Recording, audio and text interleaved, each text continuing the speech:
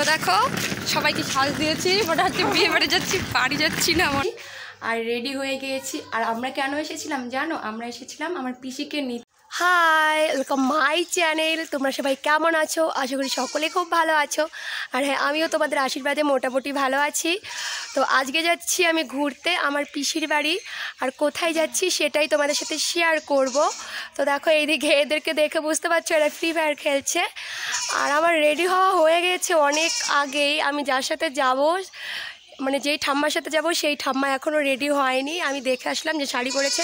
আর আমি এক্সট্রাভাবে কোনো জামাকাপড় নিচ্ছি না যে আমার ব্যাগে, তাই আমি দুটো ড্রেস নিয়েছি। ওই দুটো ড্রেস আমার ঠাম্মার ব্যাগে দিয়ে দিয়েছি, কারণ একদিনের জন্য হলেও থাকতে হবে।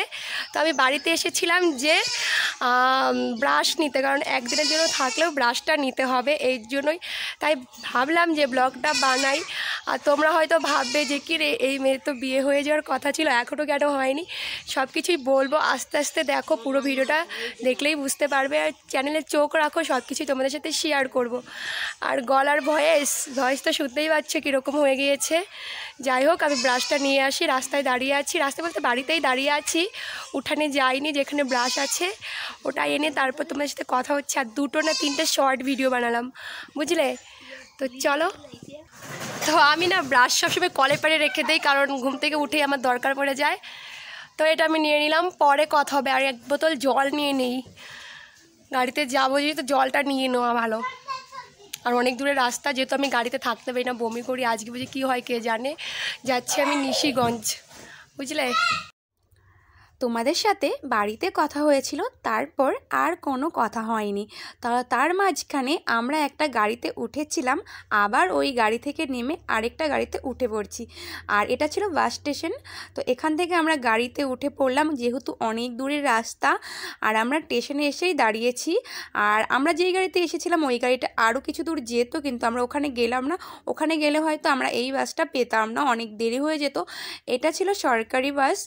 আর দেখো অনেক গাড়ি আসছে, এখানেই দেখতে পাচ্ছ তোমরা দেখতেই পারলে যে আমরা গাড়িতে উঠে পড়েছি। আর দেখো দেখতে দেখতে আমরা কোচবিহার বাস স্টেশনে এসে পড়েছি। আর ওইটা ছিল আলিপুরের গাড়ি, তোমরা দেখলেই তো। আমরা আবার সরকারি বাসে উঠে পড়লাম। এখানে আসতে না আসতেই বাস ড্রাইভার এসে টিকিট করে নিচ্ছে। আর দেখো বাস স্টেশনটা কত সুন্দর, তাই না বলো? দুটো গাড়ি কিন্তু পাল্টানো হয়ে গেল, তো আর গাড়ি পাল্টাবো না, একটা গাড়িতেই। তো দেখো কত সুন্দর বাস স্টেশনগুলো আসা যাওয়া করছে বাসগুলো। তো দেখো গাড়িতে উঠে বসে আছি, গাড়িটা ছাড়ছে, একটু দেরি হবে কারণ আমরা ফাঁকা গাড়িতে উঠেছিলাম।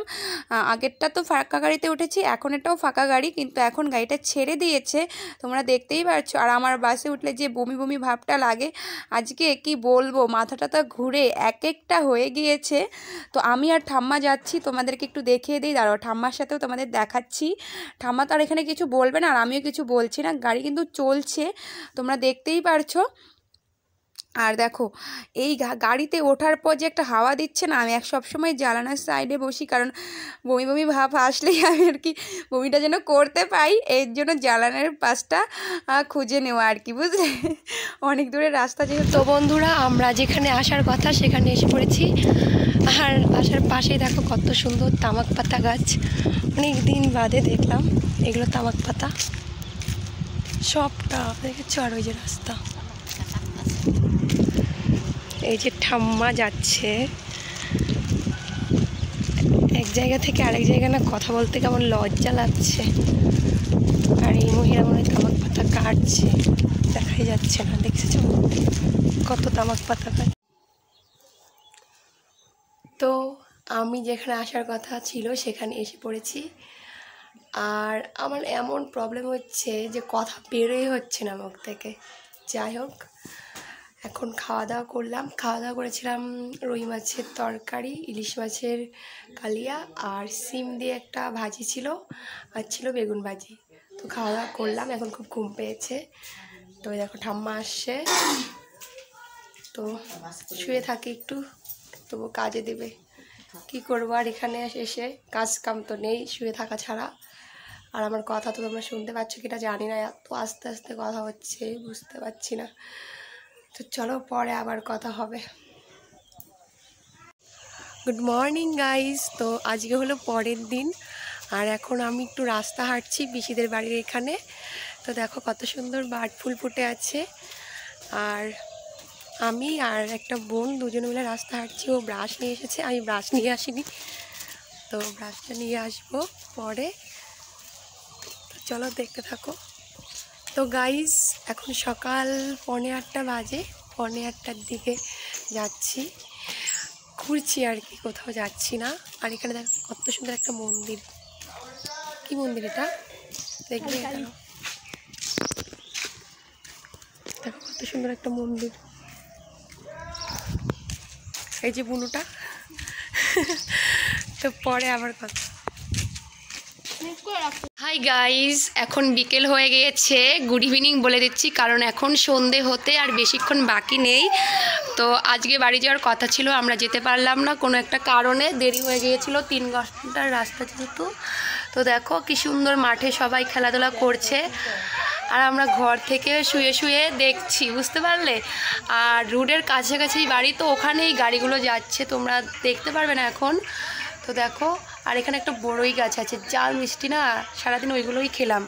তো দেখো সবাই এখানে খেলাধুলা করছে, আর এইদিকে দেখো রাস্তা। আগের দিন তো যাওয়া হলো না, তাই আমরা থেকেই গেলাম। আর দেখো আজকে সকালটা একদম ঘুম থেকে উঠেই তোমাদের সাথে শুরু করে দিলাম। আর ঘুম থেকে উঠে দেখি আমার কপালের টিপ চোখের নিচে এসে পড়েছে। তোমাদের কার কার এরকম হয় বলবে তো আমাকে অবশ্যই কমেন্ট করে।